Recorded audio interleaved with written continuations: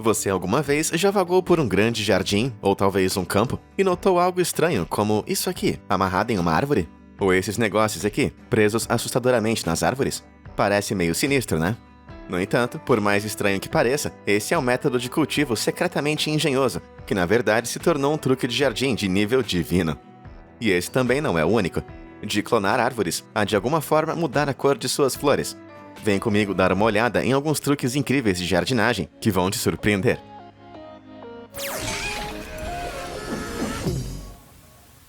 Alto no ar. Então vamos começar com o mais intrigante de todos. Por que alguém iria amarrar uma sacola dessa maneira em uma árvore? Então, primeiro, nós temos que dar uma olhada mais de perto na sacola. Consegue ver o que tem dentro? É isso mesmo, terra. De algum jeito isso apenas deixou tudo ainda mais estranho. Então, o que fez o dono desse mamoeiro amarrar um saco de terra em um galho aleatório da árvore? Então, na verdade, amarrar essa sacola nas árvores é uma técnica muito famosa de clonagem de árvores. É um método de criar novas árvores a partir dos caules de uma planta-mãe, ao invés de ter que esperar que as sementes de seus frutos germinem e cresçam. Na natureza, a propagação do ar acontece quando um galho baixo toca o chão e cria suas raízes. Para replicar esse método, agricultores e jardineiros precisam enganar a planta a pensar que o galho está dentro do solo. Parece meio complicado, você não acha? Mas não se preocupe, é muito fácil enganar as plantas. Primeiro, um agricultor de mamão, por exemplo, vai escolher um galho bem grosso, reto e saudável e fará um corte de mais ou menos 3 centímetros em sua base. Em seguida, é aplicado um pó de enraizamento. Porque mesmo que as plantas possam produzir raízes por conta própria, isso garante que as raízes se desenvolvam muito mais rápido e mais fortes. Esse é o soro de super soldado do mundo das plantas. O musgo e o solo ricos em nutrientes são então embalados no corte aberto e fixados no lugar com um saco plástico. Isso vai manter a areia ou a terra bem úmida e quente, as condições perfeitas para o enraizamento das plantas. E o galho não faz a menor ideia de que na verdade está a 1 metro do chão. Eu falei que era fácil enganar as plantas. Depois de 1 a 2 meses, as raízes devem começar a crescer a partir da ferida. Momento em que o galho vai estar pronto para ser cortado e plantado em adubo fresco. Aí está, uma planta totalmente nova de mamão, em menos da metade do tempo que levaria para crescer uma nova a partir de uma semente. Mas se você quiser levar esse método para o próximo nível, pode investir em algo um pouco mais sofisticado do que sacolas plásticas. Cápsulas de propagação feitas sob medida. As cápsulas se abrem e prendem ao redor do galho, dando às raízes um ambiente escuro e protegido para prosperar. E assim que as cápsulas são abertas, você obtém essa bola de raízes estranhamente satisfatória para arrancar e plantar. Isso parece tão legal que até eu posso ficar tentado a fazer jardinagem. Botões para lesmas. Depois de um longo e cansativo dia, uma cervejinha gelada ao sol é um jeito perfeito para relaxar, não é? Mas você sabia que os caracóis e lesmas também curtem uma gelada? Então, se esses animais estão cercando o seu jardim ou cavando buracos em seu canteiro de repolhos, você pode detê-los em suas trilhas viscosas com uma armadilha de cerveja. Tudo o que você tem que fazer é colocar um pequeno copo na horta e servir uma porção de cerveja. Lesmas e caracóis são atraídos por cheiros fortes e fermentados, e serão distraídos de comer as suas plantas pela tentação de tomar uma bem gelada. Embora depois que elas deslizam para esse open bar, elas vão acabar se afogando, pois os seus corpos não conseguem lidar com o etanol tóxico que a cerveja contém. Em outras palavras, essa é uma solução natural e livre de veneno para a sua situação de caracóis. O único problema é que sua cerveja vai ficar cheia de lesmas. Viscoso. No entanto, a cerveja não é a única bebida que pode ser bem utilizada em seu jardim. Por incrível que pareça, a vodka tem propriedades antibacterianas, o que significa que pode atuar como fungicida, um produto químico que destrói fungos destrutivos. Então, por incrível que pareça, mergulhar as sementes em uma dose de solução de vodka pode ajudá-las a germinar sem nenhum tipo de doença.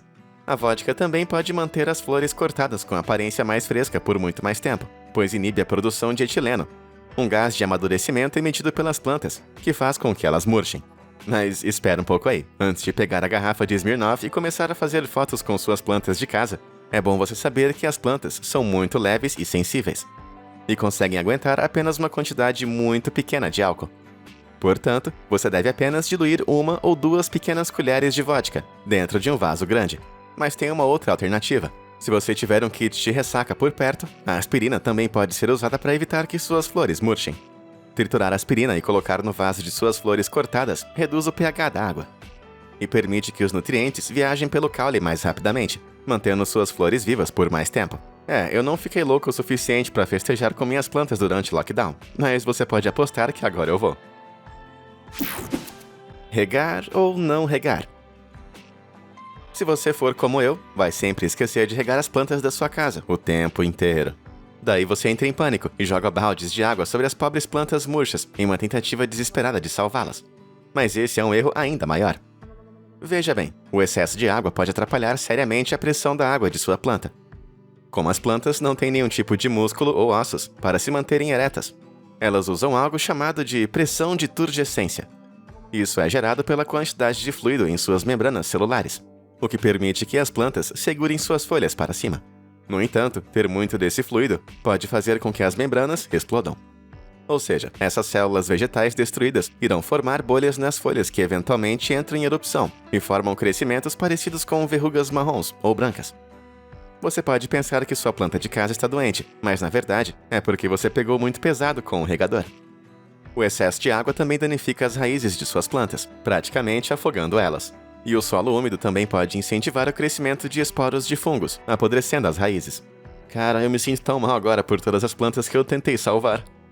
No entanto, se os seus vasos de planta retêm muita água, existe uma solução simples para evitar que suas plantas se afoguem. Use fraldas.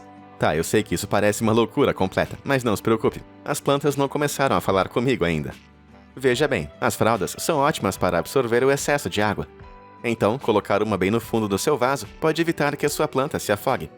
As fraldas também retêm a umidade do solo, garantindo que sua planta tenha acesso constante a essa água que fica guardada, mesmo que o solo esteja seco. Esse truque de jardinagem é especialmente útil para evitar cestas penduradas, com as condições úmidas e quentes que uma fralda oferece, mantendo suas plantas penduradas, livres de vazamentos e muito felizes. É simplesmente o truque perfeito para aquela pessoa que pensa em suas plantas como seus bebês. E você, já pensou que fraldas iriam aparecer na sua lista de truques de jardim? Se isso foi uma surpresa para você, então clique no botão de curtir. E se você quiser mais conteúdo estranho e maravilhoso, clique no botão de se inscrever. Ok, agora que outras dicas e truques nós temos por aqui? O poder da canela.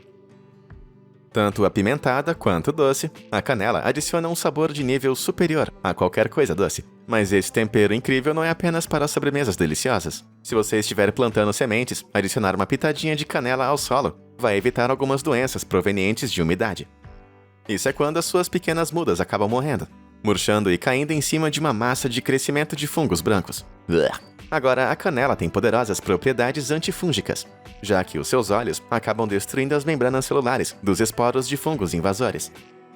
Portanto, apenas uma pitada de canela e você vai proteger as suas plantas de fungos nocivos. Mas a canela também tem alguns outros usos. O aroma pungente da canela é do tipo que os roedores simplesmente detestam. Então, se você manter alguns pauzinhos de canela em sua despensa, os ratos vão ficar bem longe.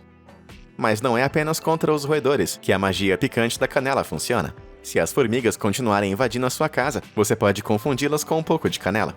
As formigas contam com trilhas de feromônios para navegar de sua colônia até os cupcakes que você deixou em sua cozinha.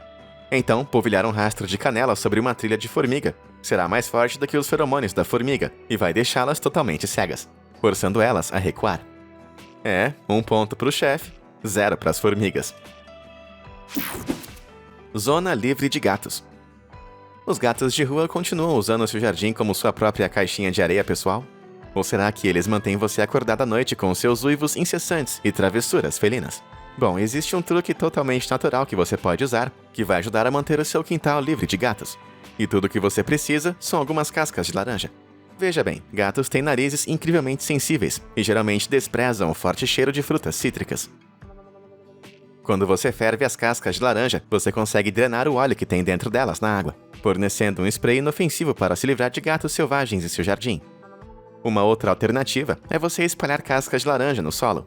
O aroma cítrico vai impedir que gatos usem o seu jardim como caixinha de areia. Então, segure suas cascas de laranja e use-as para ajudar a defender o seu quintal de gatinhos curiosos.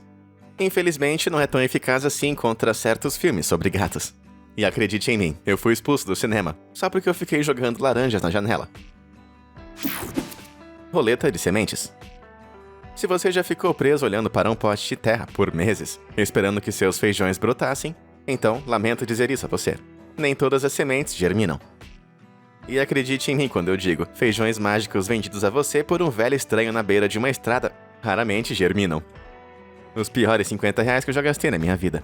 Mas para que você possa economizar o seu tempo e dinheiro, é melhor descobrir quais sementes ainda estão vivas e viáveis, e quais delas estão com defeitos e que não vão germinar. Felizmente, existe um truque muito fácil que você pode fazer em casa para descobrir isso. Tudo o que você precisa fazer é pegar um punhado de sementes e colocá-las em um copo de água. Depois, é só misturar um pouco e deixar as sementes assentarem. As que flutuarem, não são boas. E as que ficarem no fundo, ainda estão boas e vivas. Isso acontece porque a parte viável da semente é um pacote denso de proteínas e lipídios, que vão se desenvolver em uma futura planta. Se esses embriões de plantas forem formados adequadamente, as sementes serão mais densas do que a água ao redor e vão afundar. Se as sementes não tiverem proteínas importantes dentro, elas irão flutuar. Então, com esse pequeno truque, você nunca mais vai ter que apostar qual semente vai germinar ou não. Gelatina para jujubas. Ah, gelatina de morango. O melhor lanche trêmulo e gelatinoso que existe. Mas você sabia que as plantas também curtem esse lanchinho de gelatina? Na verdade, plantas adoram tanto a gelatina que grãos e sementes misturados com pó de gelatina sem sabor germinam muito melhor e mais rápido do que as que não foram misturadas. Isso acontece porque a gelatina, na verdade, é um poderoso fertilizante líquido. Está simplesmente cheio de nitratos, a forma molecular inorgânica do nitrogênio, que por sinal é um dos 3 grandes minerais que as plantas precisam muito para crescer, enquanto os outros 2 minerais são fósforo e potássio. As plantas e culturas com flores geralmente usam esses 3 nutrientes principais na proporção de 3:1:2, ou seja, 3 partes de nitrogênio para 1 parte de fósforo e 2 de potássio. Portanto, um fertilizante rico em nitrato é vital para o seu desenvolvimento, e a gelatina é perfeita para fazer esse trabalho. Mas espera aí, antes de começar a jogar copos de gelatina em suas plantas, é bom você saber que a gelatina é melhor absorvida pelas plantas em forma de solução. Despeje um pó de pacote de gelatina em pó sem sabor em seu regador e veja os seus grãos prosperarem. Se bem que eles não vão crescer em jujubas, apenas os feijões verdes normais. Esponjas. Você simplesmente não odeia as esponjas de banho de plástico ásperas que você compra em lojas de R$1,99? Bom, você sabia que essas esponjas realmente crescem em árvores? Ok, tecnicamente são vinhas. É isso mesmo, as buchas de banho de plástico são, na verdade, baseadas no design das buchas naturais, o fruto de uma videira que faz parte da família das abóboras. A bucha vegetal é super fácil de cultivar e produz frutos semelhantes a pepinos que são totalmente comestíveis. No entanto, se você deixar os frutos amadurecerem completamente e secarem ao sol, eles irão produzir esponjas fibrosas como essa. Basta cortar a casca dura e você vai acabar com uma esponja de bucha que pode usar para lavar louça ou fazer companhia no chuveiro. E se você replantar as sementes, você terá um suprimento inesgotável. Além disso, é bem mais suave e esfoliante do que qualquer esponja de plástico que você pode comprar por aí. Bom, pelo menos é isso que eu digo pra minha mãe toda vez que eu dou uma bucha dessa de aniversário pra ela. Além disso, uma vez que a bucha envelhece, você pode simplesmente jogar em seu jardim, porque ela é totalmente biodegradável. Um composto perfeito para suas plantas, ao contrário daquelas buchas de plástico que acabam em um aterro sanitário. Como não amar essas buchas? Reaproveitando. Você está procurando por uma planta de casa interessante para impressionar os seus amigos? Bom, em vez de jogar fora os seus restos de comida, você pode transformá-los em plantas de casa. Eu estou falando especificamente sobre restos de frutas e vegetais. Não há como voltar a crescer aquele macarrão com queijo que eu comi ontem à noite, infelizmente.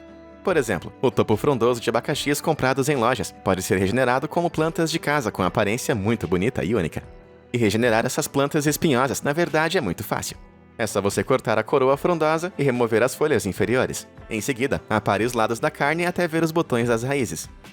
Elas se parecem com pequenos inchaços marrons ao redor da base do caule. Depois, plante a coroa de abacaxi no solo e regue muito bem. E depois coloque numa área bem iluminada.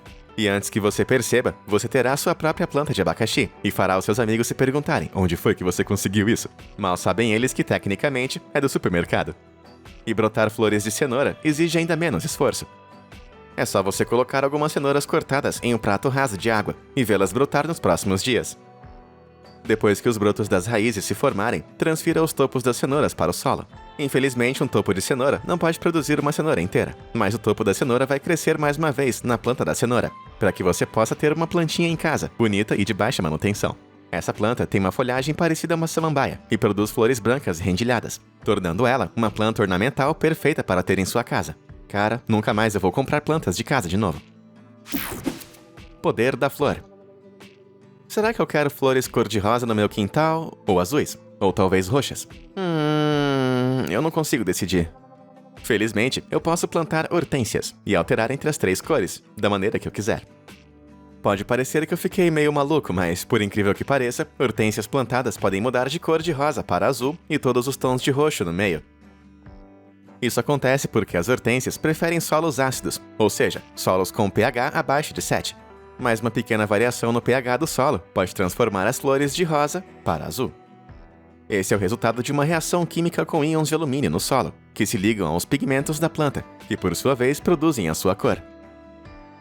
Portanto, solos com pH de mais ou menos 2,5 a 5,5 tendem a conter um volume maior de íons de alumínio solúveis, e como resultado, produzem flores de tom azul. Quanto menos ácido o solo fica, à medida que o pH vai aumentando, menos íons de alumínio as raízes da hortênsia podem absorver. Portanto, em um pH de 6,0 a 6,2, as flores irão ficar cor-de-rosa. E se você quiser mudar a cor de suas hortênsias, basta você ajustar o pH do seu solo. Mas não se preocupe, você não precisa de habilidades de química de Walter White para fazer isso. Alguns itens simples do dia a dia podem fazer isso. Para deixar o solo mais ácido, guarde as agulhas de pinheiro da sua árvore de Natal e misture-as no seu solo. Ou apenas enfrente o frio da manhã e espalhe alguns grãos de café frescos no solo. Como resultado, isso vai deixar as suas hortênsias azuis. Uma outra alternativa, se você prefere hortênsias cor-de-rosa, é só você picar alguns cogumelos velhos e colocá-los no solo para aumentar o pH e torná-lo bem menos ácido.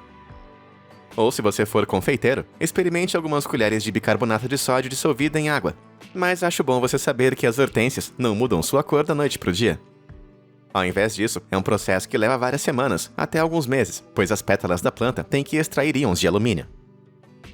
Portanto, se você espalhar algumas agulhas de pinheiro velhas no solo durante Natal, suas hortênsias devem mudar de rosa para o azul mais ou menos na Páscoa. Doce mel. Ao invés de você jogar fora as flores de um buquê velho e bem murcho, você sabia que pode transformá-las em novas plantas? É isso mesmo. Aquele lindo buquê que você recebeu pode se tornar a sua própria roseira em vaso. É um processo tão simples quanto mergulhar os galhos no mel. O mel pode atuar como um poderoso fertilizante líquido, já que ele contém 2 dos 3 grandes nutrientes das plantas, o fósforo e o potássio, assim como alguns outros nutrientes vitais, como o cálcio, ferro, magnésio e zinco. O mel também possui poderosas propriedades antibacterianas e antifúngicas, então isso pode evitar que os seus galhos fiquem doentes. Basta raspar a parte inferior do caule, mergulhar dentro de um pote com um pouco de mel e depois plantar no solo. Você vai ter plantas novas em pouco tempo. E no próximo dia dos namorados, você pode vender os seus próprios buquês. Varas de pescar. Já pensou em cultivar os seus próprios vegetais em seu aquário? Parece loucura, né? No entanto, por mais estranho que possa parecer, existe de fato toda uma ciência por trás disso. A aquaponia, assim como todas as criaturas vivas, os peixes fazem cocô. E se existe uma coisa que as plantas adoram, é o cocô. Pode ser nojento para os humanos, mas para as plantas, a matéria fecal é uma rica fonte de nutrientes. A aquaponia é a ciência por trás de aproveitar o poder do cocô para cultivar a nossa comida. Tá, mas como é que isso funciona? Então, na verdade, o cocô de peixe é rico em amônia. E existem algumas bactérias benéficas na água que podem converter a amônia nos nitratos essenciais que falamos antes, que eventualmente serão absorvidos pelas raízes das plantas. Quanto mais cocô de peixe, maiores as plantas ficam. E em troca, as plantas irão manter a água do peixe limpa, já que elas removem toda a amônia que é tóxica da água. Essa é uma técnica usada na agricultura industrial, onde bombas elétricas movem água rica em nutrientes de tanques de peixes até uma plataforma de cultivo que fica bem acima. E essa é uma técnica que você pode replicar em sua casa. Se você tiver batatas doces velhas, elas com certeza vão ser perfeitas para essa configuração de aquaponia, um pouquinho mais simplificada. Perfure 3 palitos de dente na base da batata doce para suspendê-la sobre o aquário, garantindo que apenas a ponta da batata doce esteja submersa na água. Caso contrário, toda a batata irá apodrecer. Dentro de umas semanas, as raízes vão começar a crescer dentro da água, e as folhas irão brotar para cima, conforme sua planta vai crescendo dentro do aquário. Assim que o seu tanque estiver totalmente abastecido e as bactérias nitrificantes benéficas tenham se consolidado, você pode colocar os peixes. E depois é só sentar e admirar como sua planta de batata doce irá crescer, alimentada por cocô de peixe. Não se preocupe, isso não afeta o sabor. Duplas dinâmicas. Você sabia que as plantas também têm vida social? Tá bom, você não vai receber nenhum pedido de amizade no Facebook de margaridas ou lírios por aí. Mas as plantas no seu quintal irão prosperar muito mais se colocado ao lado de suas amigas. Um exemplo de melhores amigos botânicos são morangos e tomilhos. Na verdade, o tomilho pode ser usado para afastar larvas e atrair insetos benéficos, como por exemplo as moscas das flores, que se alimentam de pulgões e lagartas, impedindo que elas mastiguem as folhas do morango. E o morango com certeza mostra o seu apreço, produzindo frutas bem suculentas. Uma outra dupla de plantas clássica são as rosas e as uvas. Essas plantas são frequentemente combinadas em vinhedos, porque as rosas atuam como um sistema de alerta precoce para o oídio, um fungo branco e pulverulento que cresce nas folhas e pode acabar destruindo videiras inteiras. As rosas irão mostrar os sintomas de oídio mais rapidamente do que as uvas, dando aos agricultores tempo para aplicar sprays fungicidas antes que afetem a fruta. Agora, isso que eu chamo de amizade vintage. As calêndulas são muito populares. Sendo pesticidas naturais, elas são as melhores amigas de praticamente qualquer planta. Se você colocar uma cerca de calêndulas ao redor de suas plantas jovens, vai obter a maneira perfeita de protegê-las de pragas parasitas, como nematóides, por exemplo.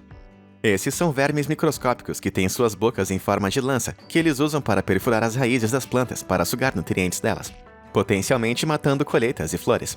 As calêndulas derrotam os nematóides, liberando um produto químico tóxico de suas raízes, que destrói os seus ovos antes que eles possam eclodir. Elas também atraem abelhas, que ajudam a polinizar as plantas. Então, se você quer que suas plantas tenham uma festa divertida em seu jardim, plante calêndulas. Variedade de jardim antigravidade. Você sempre quis ter a sua própria horta, mas mora num apartamento sem espaço ao ar livre, trancado do mundo lá fora? Então você pode tentar cultivar plantas de cabeça para baixo. As plantas praticamente só precisam de luz e água para viver, então elas não se importam com a gravidade. Uma tendência iniciada nos anos 90 para o cultivo de tomates, o cultivo antigravitacional se firmou como uma técnica de jardinagem que combate tanto as pragas quanto os fungos. A técnica funciona melhor com trepadeiras e plantas rasteiras, como tomates, pimentões, berinjelas, pepinos, feijões, ervas e morangos. Você pode montar um hortifruti inteiro na sua casa. No entanto, essa técnica tem algumas desvantagens. Embora as plantas possam ser resistentes à gravidade, a água, com certeza, não é. A menos que você se certifique que os vasos vão reter água, você pode acabar com várias poças de água no chão. A umidade também evapora muito mais rápido em vasos pendurados, pois ficam nas correntes de ar. Então você vai ter que regar as suas plantas com mais frequência.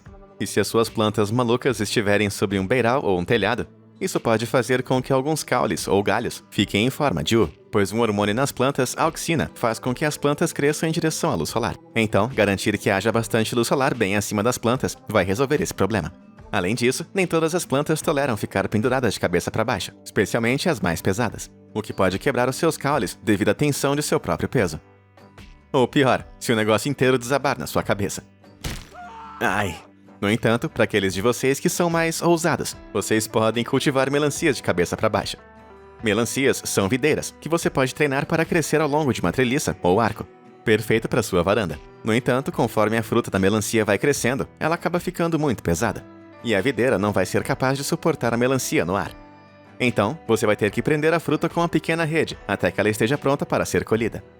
Para então você poder desfrutar de sua suculenta melancia em sua varanda, relaxando em sua própria rede ensolarada. O jardim cabeludo. Cabelo entupindo o ralo do chuveiro? Ou sua escova de cabelo cresceu 3 vezes o tamanho? Então, por incrível que pareça, você pode colocar o seu cabelo velho em bom uso no jardim. Você pode não saber disso, mas o cabelo dos humanos é uma fonte muito rica de nitrogênio. No entanto, o cabelo leva cerca de 1 mês para se decompor na forma inorgânica de nitratos, que as plantas podem usar. Com isso em mente, é melhor usado como fertilizante para plantas de crescimento lento, como por exemplo, o manjericão, sálvia ou árvore de bordo. A decomposição do cabelo pode ser acelerada por minhocas de compostagem também, que irão mastigar alegremente os seus antigos cortes de cabelo. O cabelo humano também pode atuar como um impedimento para grandes pragas, como cervos ou coelhos.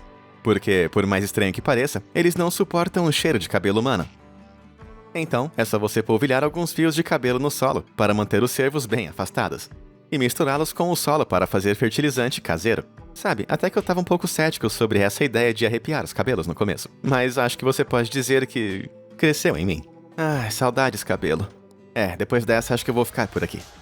E aí, qual desses truques de jardinagem mais surpreendeu você? E o que você está mais animado para experimentar? Diz aí nos comentários abaixo. Muito obrigado por assistir e até a próxima!